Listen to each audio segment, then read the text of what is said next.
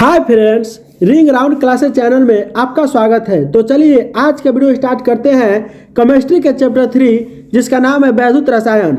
इस चैप्टर का first question है उन धातु की एक सूची बनाइए जिनका वैद्युत अपघटनी निष्कर्षण होता है। तो देखिए फ्रेंड्स, ये कुछ नहीं करना, बहुत सिंपल क्वेश्चन है। कुछ धातु जैसे हम लेते हैं lithium, sodium, potassium, magnesium, calcium, ये सभी के सभी वैसी धातुएं हैं जो प्रबल अपचायक होती हैं। ठीक है फ्रेंड्स, और प्रबल अपचायक धातुओं को इन्हें निष्कर्षित करने के लिए इनका गणित विलयन किया जाता है और तब इस प्रकार से इसका वैद्युत अपघटनी निष्कर्षण होता है। वैद्युत अपघटनी निष्कर्षण के लिए फ्रेंड्स प्रबल अपचायक धातु की जरूरत होती है जो सोडियम, लिथियम, पोटेशियम, मैग्नीशियम और कैल्शियम प्रयुक्त होती है इसके लिए। ठीक है, चलिए नेक्स्ट क्वेश्चन है निम्नलिखित अभिक्रिया में Cr2O7 आयनों के 1 मोल के अपचयन के लिए कूलाम में विद्युत की कितनी मात्रा की आवश्यकता होगी। ठीक है, यह बहुत इंपॉर्टेंट प्रश्न है फ्रेंड्स, आप इसको अच्छे से देखिए। देखिए यहाँ पर दिया है Cr2O7, ये जो है इसमें आयनों के जो 1 मोल है उसको अपचयन करने के लिए क्या होता है ना, आपको विद्युत की कितनी मात्रा में आवश्यकता होगी। ठीक है, वो भी किसे बताना है तो कूलाम में बताना है कि कूलाम में विद्युत की कितनी मात्रा में आवश्यकता होगी। ठीक है, तो बहुत ही सिंपल है। इसका सबसे पहले रिएक्शन देख लेते हैं जो प्रश्न में दिया है कि Cr2O7 को जब 14 भाग हाइड्रोजन प्लस 6 इलेक्ट्रॉन से इसको हम अपचयित कर रहे हैं। कितने इलेक्ट्रॉन से अपचयित कर रहे हैं इस मोल को, तो 6 इलेक्ट्रॉन मोल से इसके आयन को अपचयित कर रहे हैं जो Cr2O7 में है। ठीक है, और ये जो अपचयित हो रहा है तब बन रहा है 2Cr3 + 8H2 अर्थात 8 भाग जल बन रहा है।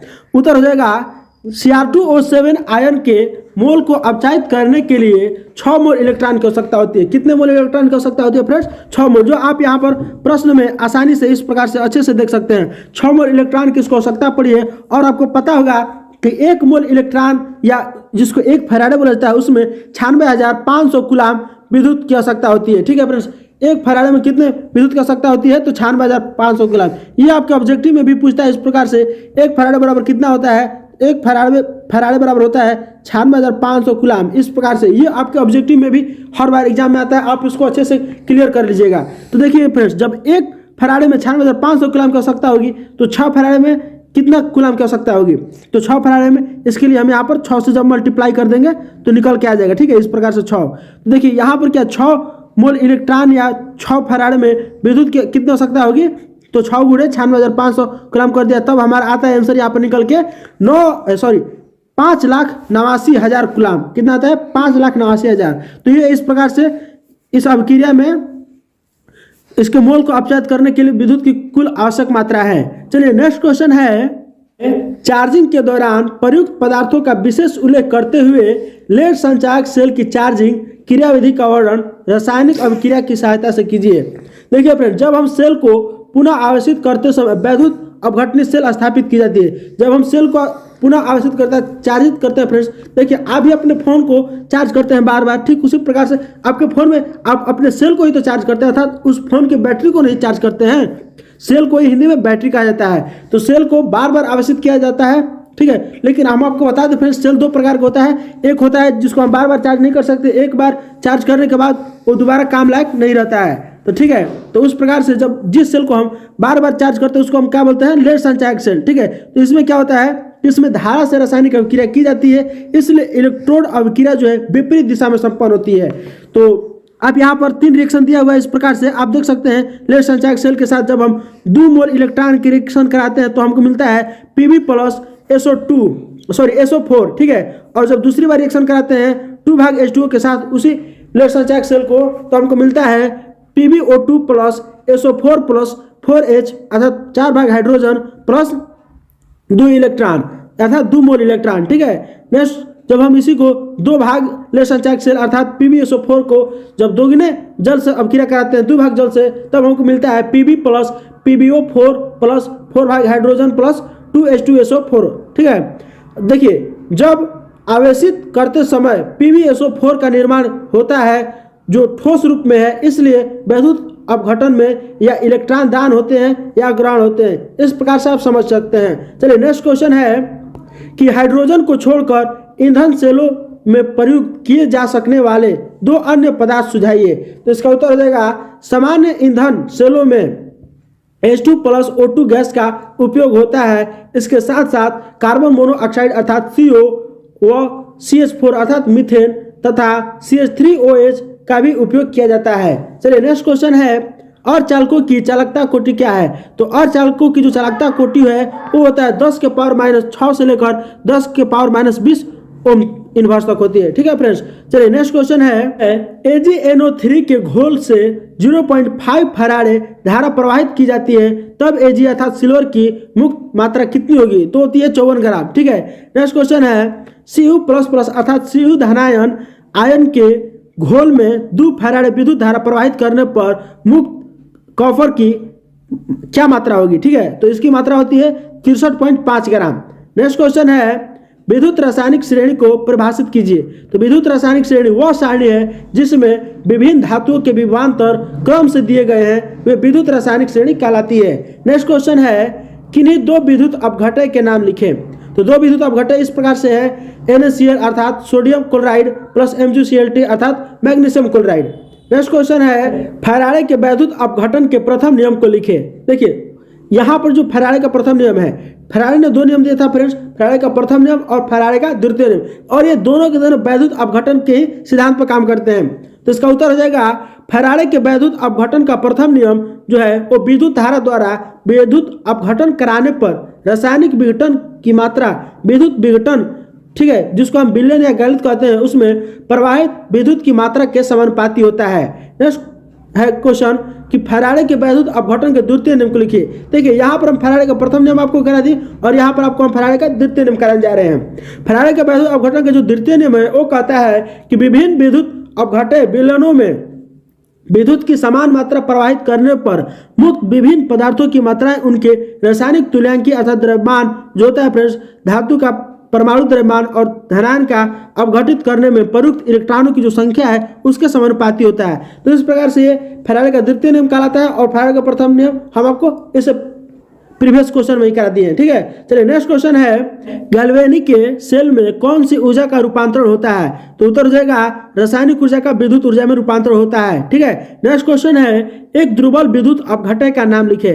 तो एसिटिक अम्ल जो है ये बहुत ही दुर्बल विद्युत अपघटय है। ठीक है फ्रेंड्स, नेक्स्ट क्वेश्चन है, प्राथमिक बैक्टीरिया किसे कहते हैं? तो प्राथमिक जो सेल होता है वो वैसी बैक्टीरिया जिनमें अभिक्रिया केवल एक बार होती है। ठीक है फ्रेंड्स, अर्थात कुछ समय तक प्रयोग के बाद वह निष्क्रिय हो जाती है एवं प्रयोग में नहीं लाई जा सकती, उसको हम सिर्फ एक बार उपयोग करेंगे और दोबारा वो बैटरी जो है उपयोग के लायक नहीं होती है। जैसे मान लीजिए यहाँ पर कोई भी हम इस प्रकार से टार्च बनाते हैं जो ये लाइट देता है फ्रेंड्स, इस टार्च में जो भी आप सेल डालते हैं, ठीक है, वो सेल क्या होता है, एक बार उपयोग करने के बाद दोबारा हम उसको चार्जित नहीं कर सकते हैं। ठीक उसी प्रकार से उसी को हम प्राथमिक सेल कहते हैं या प्राथमिक बैक्टीरिया। चलिए अब आता है द्वितीयक बैक्टीरिया किसे कहते हैं? तो द्वितीय बैक्टीरिया जो होती है फ्रेंड्स, द्वितीयक सेल वो वैसी बैक्टीरिया जिनका प्रयोग अर्थात उपयोग के बाद विपरीत दिशा में विद्युत धारक का प्रवाह पुनः आवेशित कर फिर से उसे उपयोग में लाया जा सकता है, उसे हम द्वितीयक बैक्टीरिया कहते हैं। जैसे मान लीजिए आपके फोन का बैटरी, उसको आप बार बार चार्ज करके, ठीक है, अर्थात बार बार उसको आप क्या करें,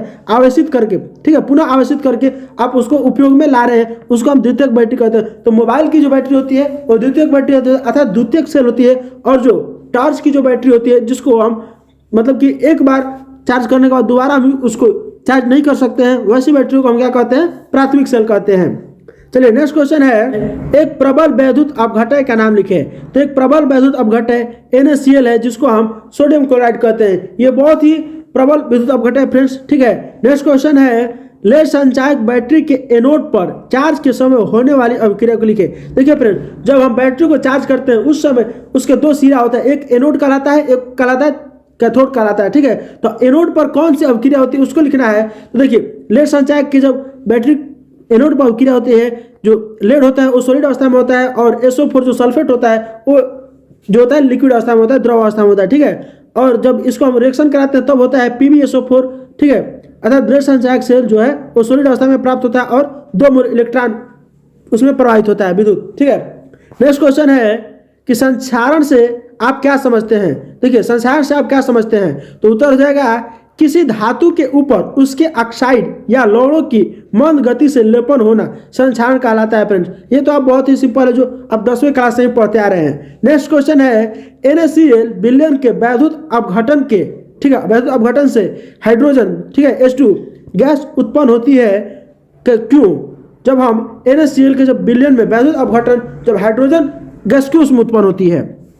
तो उत्तर हो जाएगा जल के आयनीकरण से हाइड्रोजन आयन बनता है। क्या होता है फ्रेंड्स, जब हम जल का आयनीकरण करते हैं, जल में क्या होता है, जल का फॉर्मूला होता है H2O, ठीक है। जो इसमें ये हाइड्रोजन है इसी का आयनीकरण होता है, तो हाइड्रोजन आयन, जो हाइड्रोजन धनायन है वो आयन बनते हैं, और हाइड्रोजन धनायन जो है उसमें आयनों की वियानी विभव जो सोडियम धनायन के विभव से कम है, इसलिए H2 उत्पन्न होती है। आप इस प्रकार से समझ सकते हैं। नेक्स्ट क्वेश्चन है, एक कूलम आवेश से पदार्थ की कितनी मात्रा उत्पन्न होती है। तो उत्तर हो जाएगा किसी पदार्थ को एक कूलम द्रव्यमान, ठीक है, अर्थात 96,500 ग्राम उत्पन्न होता है, इसे वैद्युत आयन अर्थात भारक कहते हैं।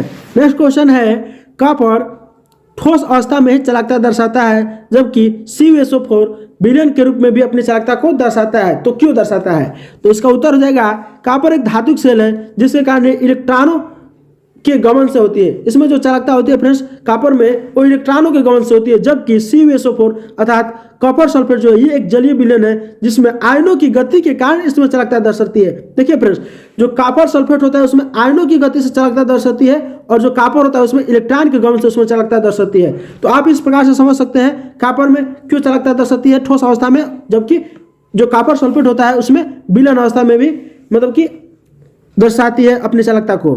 नेक्स्ट क्वेश्चन है, लवर सेतु का उपयोग क्यों आवश्यक है। उत्तर हो जाएगा समय के साथ अपघटनी विलयन की सांद्रता परिवर्तित होती है, अतः उनका वैद्युत विभव बदलता है, जबकि दोनों इलेक्ट्रोडों का विद्युत विभव समान हो जाता है, ठीक है। तो सेल कार्य करना बंद कर देते हैं। इस प्रकार से लवर सेतु का उपयोग आवश्यक माना जाता है। नेक्स्ट क्वेश्चन है, कुछ समय बाद, ठीक है, कोई सेल कार्य करना बंद कर देती है, क्यों।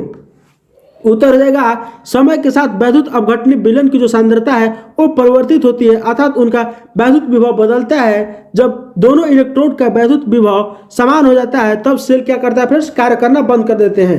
नेक्स्ट क्वेश्चन है, लोहे के जंग से बचाने के लिए उस धातु का नाम लिखे जो कैथोड सुरक्षा के रूप में प्रयोग होती है।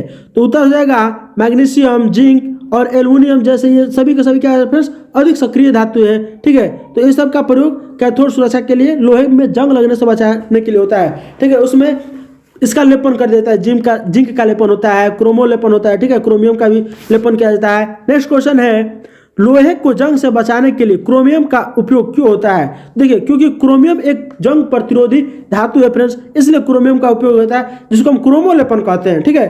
नेक्स्ट क्वेश्चन है, क्या कॉपर सल्फेट विलयन को लोहे के बने पात्र में रखा जा सकता है। उत्तर जाएगा नहीं, क्योंकि लोहा जो है वो कॉपर से अधिक सक्रिय है, इसलिए हम उसके बने पात्र में नहीं रख सकते हैं, क्योंकि उसे रिएक्शन कर लेगा बहुत पहले ही। नेक्स्ट क्वेश्चन है, शुष्क सेल में प्रयोग होने वाले वैद्युत अपघट्यों के नाम लिखे। उत्तर जाएगा NH4Cl और ZnCl2 तथा MnO2 प्लस कार्बन। ये सभी के सभी क्या है फ्रेंड्स, शुष्क सेल में प्रयोग होने वाले वैद्युत अपघट्य हैं, ठीक है। तो चलिए फ्रेंड्स, इस चैप्टर में सिर्फ इतने ही प्रश्न थे जो मैंने आपको करा दिए। अगर आपको यह वीडियो थोड़ी सी भी अच्छी लगी हो तो आप इसे लाइक करें और अपने दोस्तों के साथ शेयर करें। अगर आप इसी प्रकार की और भी वीडियो देखना चाहते हैं तो आप हमारे चैनल को सब्सक्राइब कर लें, जिससे हमारे हर वीडियो का नोटिफिकेशन आपको मिल जाएगा। तो मिलते हैं नेक्स्ट वीडियो में, तब तक के लिए धन्यवाद।